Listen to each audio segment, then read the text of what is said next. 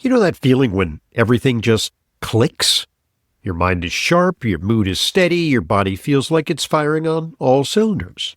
That's not luck, that's what your body is capable of every single day. Now, I've looked into a lot of fish oil supplements, and honestly, most of them are mystery sourced, overprocessed, blasted with heat, and packed with synthetic add-ins. But this one is different. Omega-3 Rejuvenate from Big Bold Health starts with wild Alaskan salmon and cod, sustainably caught from some of the cleanest waters on the planet, and then it's processed at low temperatures to preserve what actually matters. We're talking about real omega-3s, naturally occurring vitamins A and D, and pro-resolving mediators, or PRMs, that help your body balance its own immune response. What does that mean for you? Clearer thinking, more stable mood, and real nature-based support for your heart and immune system. No shortcuts, no synthetic nonsense. And it was developed by Dr. Jeffrey Bland, a true pioneer in the world of complementary health. If you want to feel the difference, go to bigboldhealth.com/Hoffman. That's bigboldhealth.com/Hoffman and use code Hoffman for 20% off site-wide. Once you feel it, you'll know.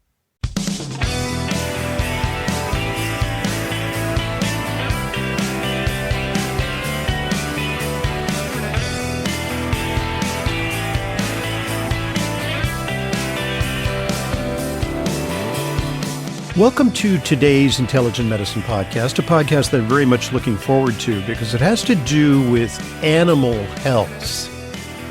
And from time to time, we do these podcasts on animal health, although intelligent medicine is really about human health. But for a couple of reasons, animal health is really important to an overall picture of intelligent medicine. Number one, because of the benefits of pet ownership. They are distinct, they are well documented. And so those of you who have pets, we want to take care of your pets because your pets, in effect, are taking care of you. Number two, we can learn a lot about human health from the way that animals respond to various types of high-tech, but also natural therapies, things like diet and supplements and even acupuncture and chiropractic.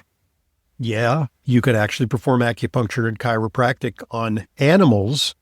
And with us today is an expert on all these subjects. She is a holistic, integrative veterinarian with over 40 years' experience as an integrative veterinarian.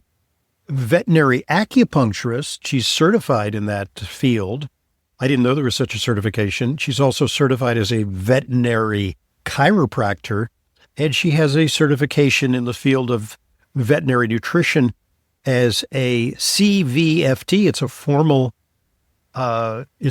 certification for food therapy for animals. She's also a best-selling author, international speaker, podcast host. We'll talk about her podcast and direct you towards it during today's podcast. And she's also owner of Dr. Judy Morgan's Naturally Healthy Pets. She is Dr. Judy Morgan. So it's a pleasure having you on Intelligent Medicine. Thanks very much for joining us today, Dr. Judy. Thank you for the invitation. I'm very happy to be here. Okay, great. So let us start by talking about, one of the ways that pet ownership impacts humans is the benefits of pet ownership. There's actually a robust scientific literature that looks at that. So it's the dog that gets you outside to get you walking, or the emotional bonds that you forge with your animal that seem to augment human health. There's so many good studies on this. So we know that having animals, whether it's a dog, a cat, a bird, even a goldfish, helps with emotional support for people. And that's why we have so many people who want to have their animals certified as emotional support animals. It's why we have so many people who want to cheat and say that their pet is a therapy animal, when really it's just, I need that emotional support of having that warm little furry thing that loves me unconditionally with me at all times. I get it. But we have great studies that show that having animals helps lower your blood pressure. Having animals gets you moving more, because even if you don't have a dog that you have to walk, if you have a cat, you've got to clean your litter box, you've got to get the food, you've got to brush them, that you've got to play with them. There's so many different things that go into it. The other thing that I find, and I saw this so often in practice, is people love their pets like they love their children, and they want to do the very best for them. So they would come to me and they'd say, well, how should I feed them? And oh my gosh, I have this terrible diagnosis. All the other doctors are saying there's nothing we can do. What can we do? And a lot of times the things that I prescribe, whether it's food therapy or getting rid of environmental toxins, it's not only helping that animal, it's also helping the people in the family. So we also have great studies that show that environmental toxins that we're all exposed to, like cleaning agents and VOCs in the air, from whether it's from candles or poor quality essential oils or Teflon coatings on pans that we're cooking with, all of those things actually concentrate much more heavily in our pets. So when we test, they're closer to the ground, and they tend to do a lot of licking and, whatever. Yeah. And rolling around on the carpet Yeah. and all of that stuff. So when we test humans and dogs and cats in the same household, whatever chemicals we find in the people, the dogs are going to concentrate that 6 to 10 times more, and the cats are going to concentrate it 15 to 25 times more. And it goes along with all those things. They're closer to the ground, they're rolling around on all that stuff. And we look at cats, they're grooming all the time. And so it is a huge problem. So if your pet is showing things like skin irritations, allergies, constant licking, redness, scratching, you might want to look at your environment and say, well, what are they being exposed to, and how is that affecting my own health? And so we really want to be cognizant of that. And one of the things that really makes me crazy as a holistic practitioner is that we are now being told to use all these pesticides on our pets. We're being told to feed them to them, inject them into them, put them on topically, and we're told, oh, it'll be fine. Put this topical on your pet or give them this pill. Once it dries, your children can hug them. You can kiss them right where you put it on. It's not going to be a problem. Hear me out on this one. It is a huge problem. We know that the metabolites from these chemicals are shed in the feces. They are exuded through the skin. The waterways of Europe are completely contaminated with fipronil, which is a topical pesticide we've been using on our pets for many years. And they are blaming it on the fact that it is being used on so many dogs. The dogs are swimming in the river. The dogs are being bathed. This is washing into the waterways. And so now we're finding these chemicals in the hair of children when we test it. We're finding it in bird nests. And we actually have a population problem with songbirds because they're using these contaminated fibers to build their nests, and it's killing the baby birds.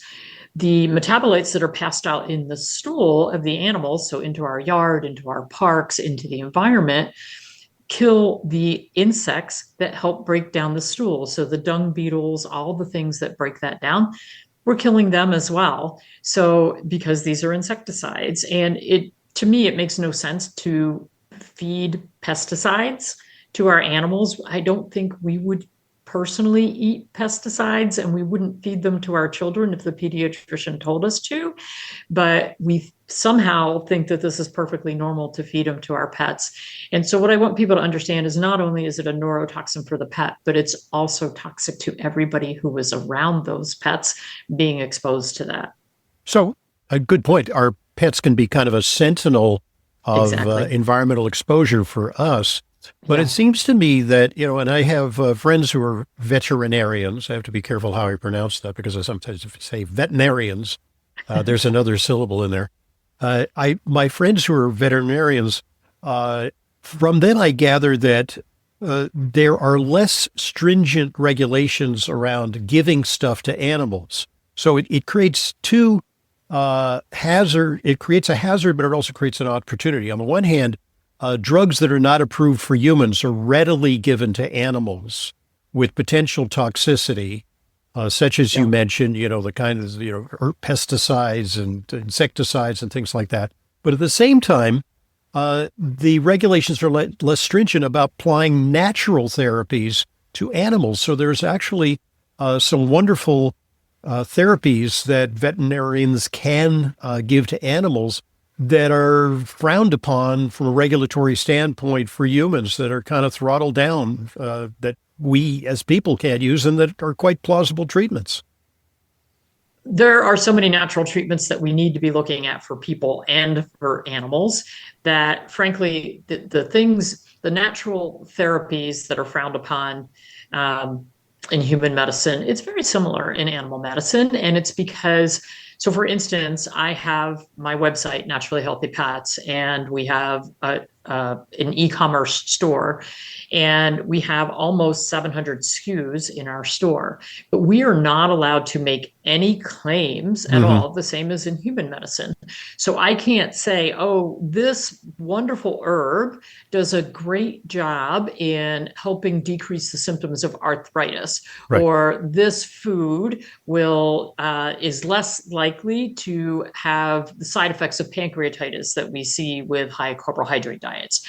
So, but we're not allowed to say any of that. It makes it really difficult for the pet owner or the human looking for natural therapies. It makes it very difficult, because if somebody emails me and says, "What do you got for arthritis?" Right. I can't say it's a disease claim, so you can't it's a say disease that. claim. Yeah. Exactly. Yeah. So the only thing I can say is, well, these are the products that we have that support joint health. Yeah.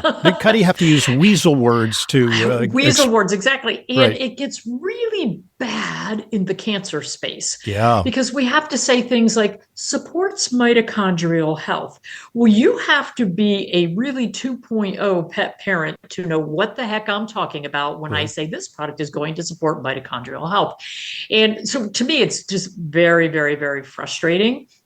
But we also see that many drugs that are researched and looked at in the human space, they see so many side effects from them that they go, oops, got to stop our research for humans for this. Yeah. Oh, but we have so much money invested. We'll Wonder if we can use offload it on animals. on the veterinary Exactly. market. Yeah. And so they do that. And then, okay, we tested a couple hundred dogs. Looks okay. Now here we are. The drugs have been used on a few million animals since they've come to the market over a couple of years. And we're leaving behind a trail of dead animals, maimed animals, animals with permanent seizures, animals with tremors, animals that can't walk in a straight line, animals that are bleeding out, animals that have horrible secondary arthritis to what's supposed to be stopping arthritis pain. And it's like, well, okay, then we talk to FDA and say, okay, now we're seeing you've got a couple 100,000 adverse event reports. How do we get these withdrawn? And so far, the answer we always get is that's not enough. Yeah. Yeah. A couple 100,000, it's not enough, because if a few million doses are sold, they do the math and they say, okay, well, that's 0.01% or whatever. And to me, it's like, okay, if you have 7,000 animals who have died in 2 years, that's a lot. I don't care how many doses you sold. That's a lot of dead animals that you're leaving in your trail. And, the FDA is kind of like, meh. And we know that the lobbying from the pharmaceutical industry basically pays for FDA to exist. And so, and I'm not being a conspiracy theorist. I'm just talking about what we know to be true, that a lot of money for FDA comes from drug companies, comes from the pharmaceutical companies. And, a lot of the research that is printed is tainted. And basically, I mean, even the head editor from the Lancet and the British Medical Journal, I mean, after they leave the position, they resigned in disgust, and they resign in disgust and blatantly say over 50% of these studies that are published are wrong. Yeah. And they are told what to publish, what not to publish. And it really, you have to be very discerning when you're reading studies. Like, who sponsored that study? The scientists that are listed as the authors of that study, who do they work for? Who are they funded by? And so many times, a big study just came out about heartworm preventatives, and 3 studies that were cited were all paid for by the same drug And companies. So often of course, ghost-written by the companies, yes, and scientists are paid just to apply their names to exactly. credibilize the Yeah. studies. Yeah. Uh, So same things in human yeah. medicine and Oh, animal wow. medicine. Okay. So it's not a free fire zone by any means. Uh, Nope. so, what lessons can we learn about the effects of diet in terms of degenerative diseases on animals? Because unfortunately, a lot of pet owners are a little less discerning. They go for relatively inexpensive, dog and cat food, but they also feed their animals.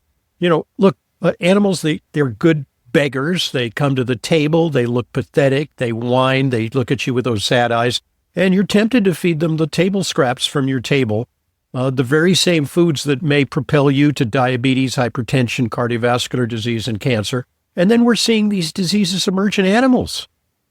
Well, we're seeing those diseases not from the table scraps. We're seeing those diseases because most of the pet food that is being fed to our pets is the same as ultra processed food. Mm, Look where pet food is sold in the grocery store. It's in the middle with all the ultra processed food. yeah. So what I'm a huge proponent of feeding our pets whole foods, real foods, foods that you can pronounce. And what people don't realize is that the words holistic and natural mean absolutely nothing. You could literally grind up shoe leather, put it in a bag, and call it holistic, natural pet food. You can slap any label on there that you want to.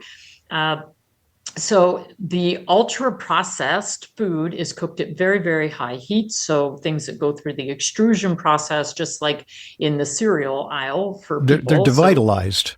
yes, they're absolutely devitalized. And so to add the nutrients back in, then we add a synthetic vitamin mineral mix. And we've had a lot of recalls when those vitamin mineral mixes, which there's only a few companies that supply them, and most of them come from China.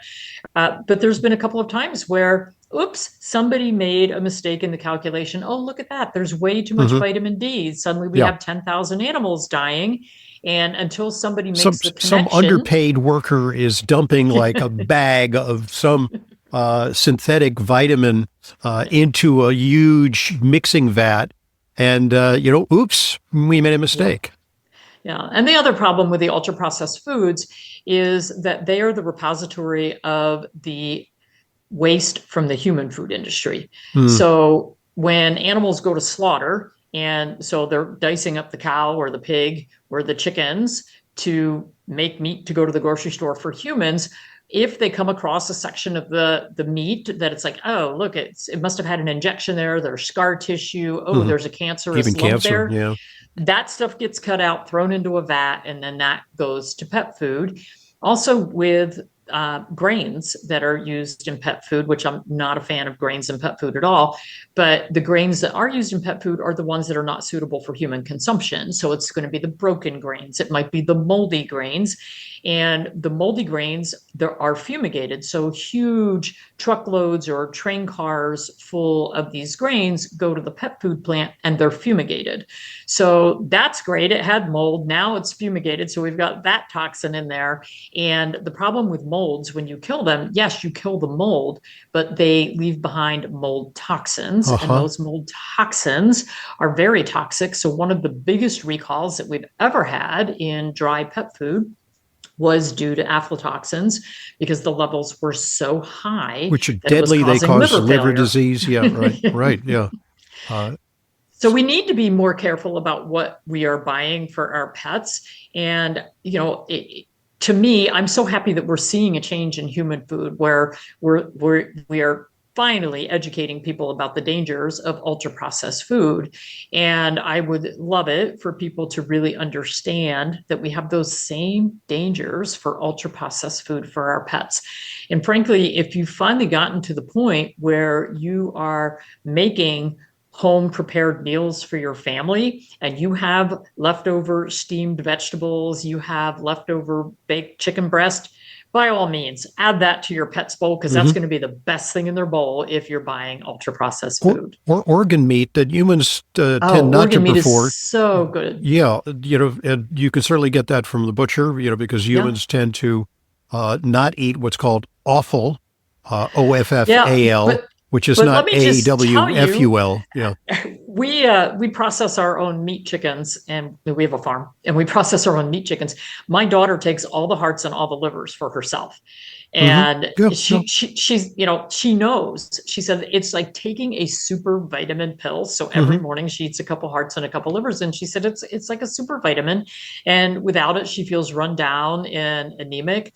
And I we kind of, if you go to other countries, like if you go to Europe, Yeah. look at the Scots, I steak just and have to go kidney back a pie. couple of generations. My grandmother used to make the, chicken liver. I used to see her, put Yeah. it through the grinder, and make it. Yes. Yeah. Yeah. So we need to get back to that because, we all kind of go, ew, but it's so nutrient dense. So you could eat a very, very small portion of that versus a huge steak, and you're going to get a lot more benefit out of it. So we kind of need to reset our minds a little bit. Okay, folks, at this point, let's pause and allow one of our sponsors an opportunity to share an important message with you. So here goes. Listen up.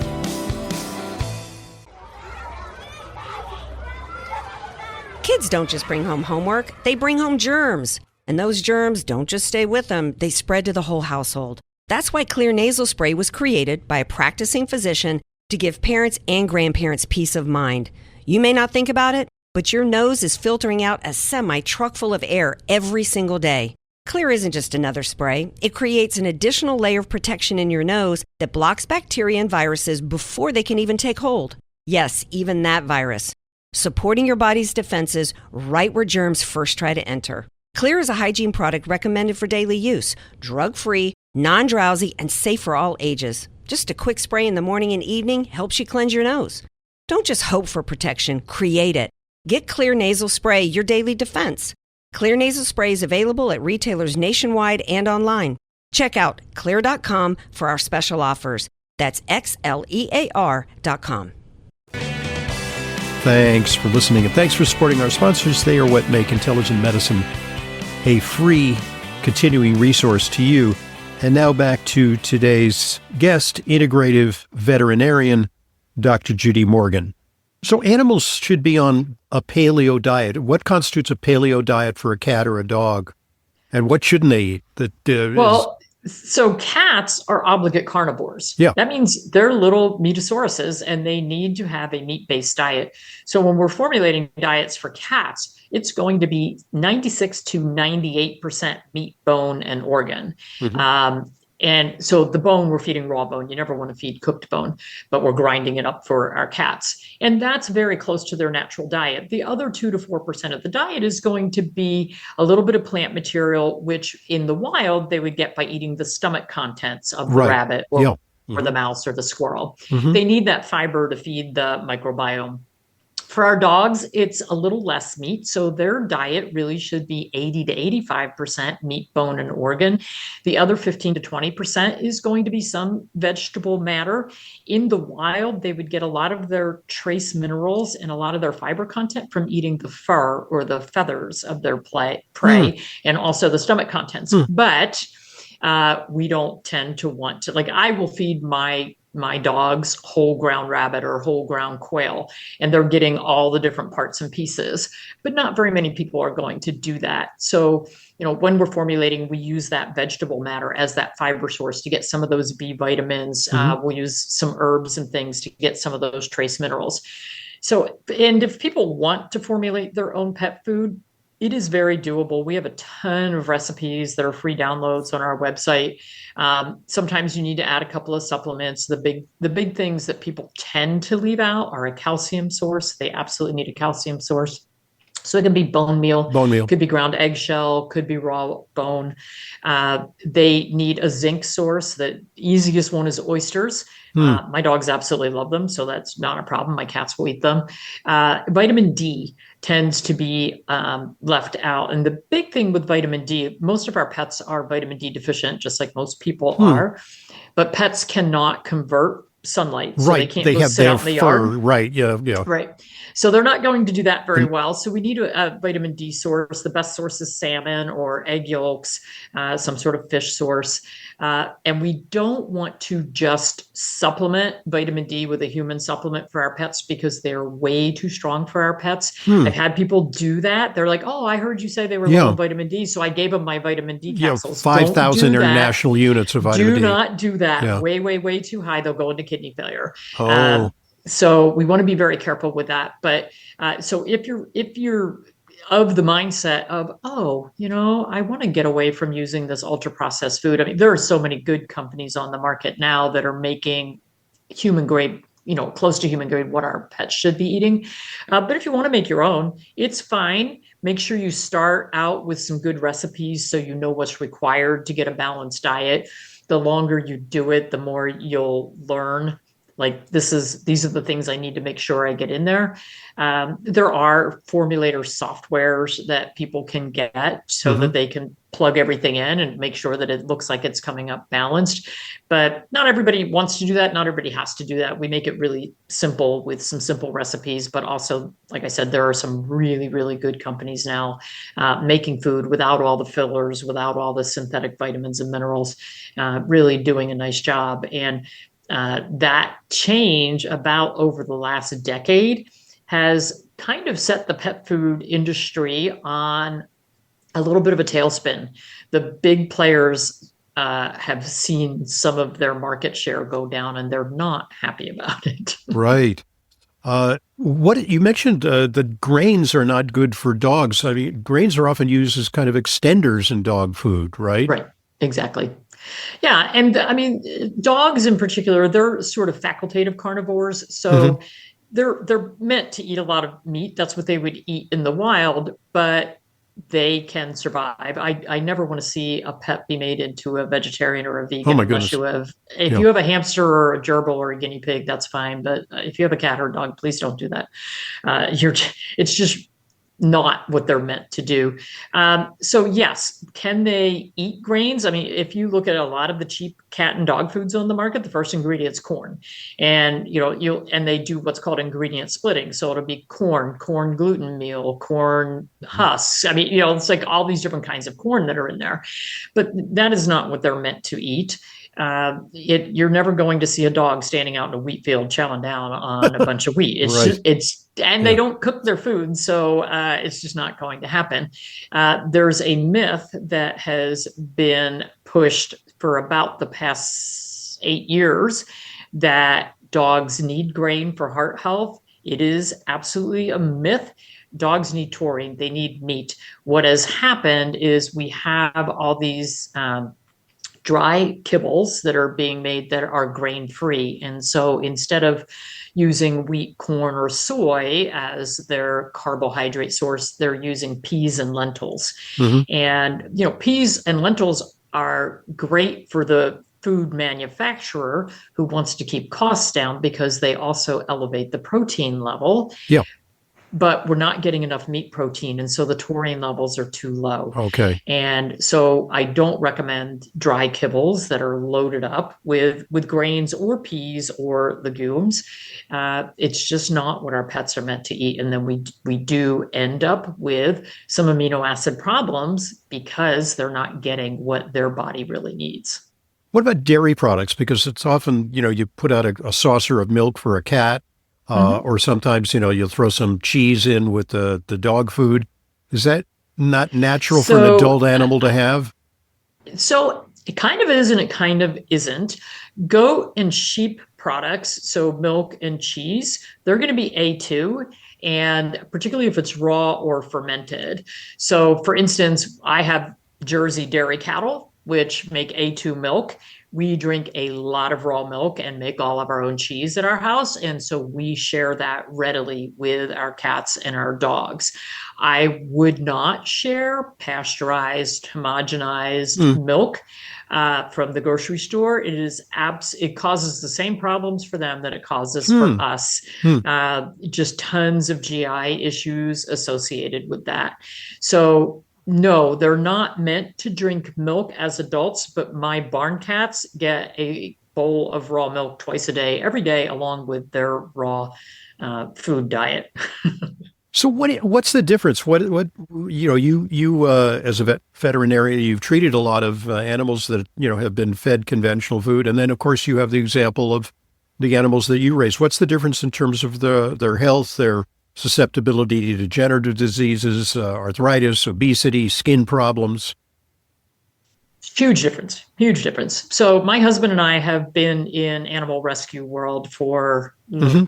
20 years So you plus. see some worst case scenarios. We bring in the worst case scenarios Yeah. that have been fed the worst foods, and they come in and they've got so many chronic degenerative diseases, arthritis, heart disease, skin disease, goopy eyes, infected ears, infected skin, just everything, inflammatory bowel disease, like just a disaster.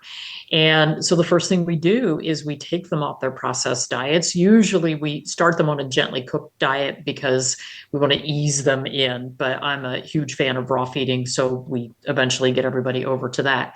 And I'm actually the lead veterinarian for a hospice and sanctuary for dogs in New Jersey called Monkey's House. And all the dogs that come to Monkey's House are from high kill shelters with a terminal diagnosis. Hmm. So they're coming in with multiple cancers. They're coming in with heart disease, kidney disease, dental disease, liver disease, like everything wrong. And we put them on a gently cooked or raw homemade diets formulated specifically for whatever their conditions are. So this is where the food therapy comes in. We put them on supplements, and if they need a tumor removed or something, we're going to do that.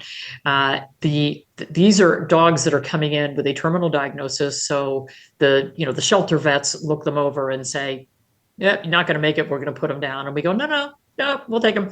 And the one that stayed there the longest has been there about 7 years and has Wow. made it through 3 different kinds of cancer, some Wow. kidney disease. The changes that we see. We brought in an 8-year-old Cavalier King Charles Spaniel. He only had 4 rotten teeth left in his head and some of the worst arthritis I had ever seen on x-rays. At 8 years old, he was a breeding male, and he lived to 19. That's And very unusual for that breed, by the way. I happen to know that breed. he They're very was just susceptible to to cardiac heart problems, disease. heart Yeah. disease. Yeah. Oh yeah, we've had our run with that too. But we had one who was diagnosed at age 4 with heart disease, and at age 10, he was in stage D, which is the last stage. And my cardiologist said, "Oh man, I'm really sorry. He's only got 2 to 3 months to live." And I went, okay, great, thanks. And the thing is, when they're in that last stage, they get put on torsemide, which is a very, very strong diuretic. Sure. So they go into kidney failure. Yeah. And I said, okay, well, we'll see what we can do. And so we had him for 24 months, not 2. And he did very well. And his kidneys didn't start to really crap out until the last couple of weeks. And that was when I finally said, okay. But he had a very high quality of life. My goal is not just longevity. My goal is quality. So, our little guy that lived to 19, that was a very high quality of life. And we had another one that we got when he was a year and a half old with a million problems. Got rid of all of that. At 15, he developed bladder cancer. I made a protocol for him, and he lived till 17. He did not die of his cancer. He died of old age. Wow. And that's what we see when we get the toxins out of them, when we put them on whole foods, when we really support the same thing we see with people, when you really support the body to heal. I have a good friend, human friend, that I met through book writing groups, and she was diagnosed with stage 4 ovarian cancer, had gone through chemo. It didn't work. She was given a month to live. She discharged herself from the hospital, and she's been cancer-free for 10 years. And, what the body is capable of when we give it the right tools is the same for animals as it is Sure. for people. And, I have just seen so many miracles in my career as a veterinarian when we stop and pull back and say, no, wait a minute, what we've been doing is not working. What can we do that is going to support and bring about healing? I mean, the whole goal is to just give the body the tools that it needs. That's really an inspiring, teachable moment for humans, whether or not you have a pet. Sure. I think people should heed the message that proper nutrition, and freedom from environmental toxins can make a huge difference in terms of health outcomes. And that's what your approach is all about, Dr. Judy Morgan. We got a lot more to talk about in part two. I want to touch upon veterinary acupuncture, veterinary chiropractic. I can't imagine the animals sit still, but you've got away with them. Also, specific protocols for problems like skin problems, problems like arthritis, common problems that animals experience, and alternatives to those toxic flea and tick collars and sprays that we apply to animals. Maybe there's some workarounds. Give us your website once again and how people can find out more about you. naturallyhealthypets.com. Okay, good stuff. When we return, more on the subject of veterinary medicine and pet health, lots of lessons for humans. I'm Dr. Ronald Hoffman, and this is the Intelligent Medicine Podcast.